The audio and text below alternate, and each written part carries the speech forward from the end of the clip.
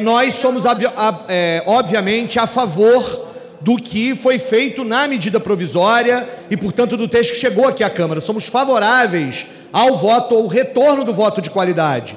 E, entre outras coisas, por muito do que, por exemplo, a deputada Érica Cocai acabou de apresentar. Quando nós falamos aqui em contribuintes, no caso do CARF, esses casos que chegam ao empate são casos de grandes, enormes contribuintes, grandes empresários, que têm condições de mover esses processos e que contam, obviamente, com a benevolência dos seus pares que compõem metade do CARF, nessa composição única, no caso brasileiro, de um CARF que é composto exatamente pelas confederações empresariais.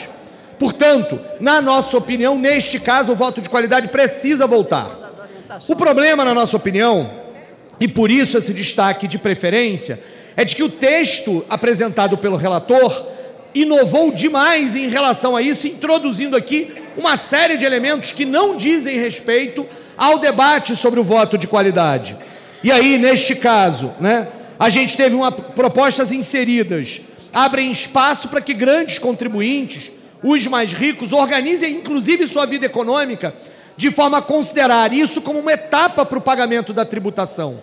Nós precisamos entender, neste caso, que isso favorece mais uma vez os mais ricos, invertendo e deturpando o princípio da justiça tributária que nós precisamos manter.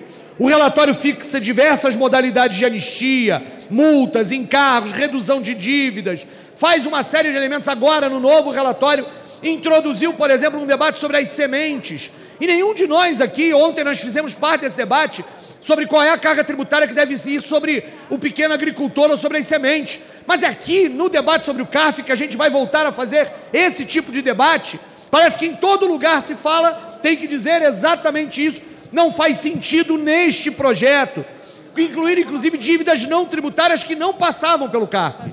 Portanto, na nossa opinião, e por isso o destaque de preferência, que a gente vote o texto original da medida provisória, o texto original que não trazia essas inovações que, no nosso entendimento, favorecem ainda os grandes empresários, os grandes contribuintes, impedem também parte do processo da justiça tributária que precisa ser feito.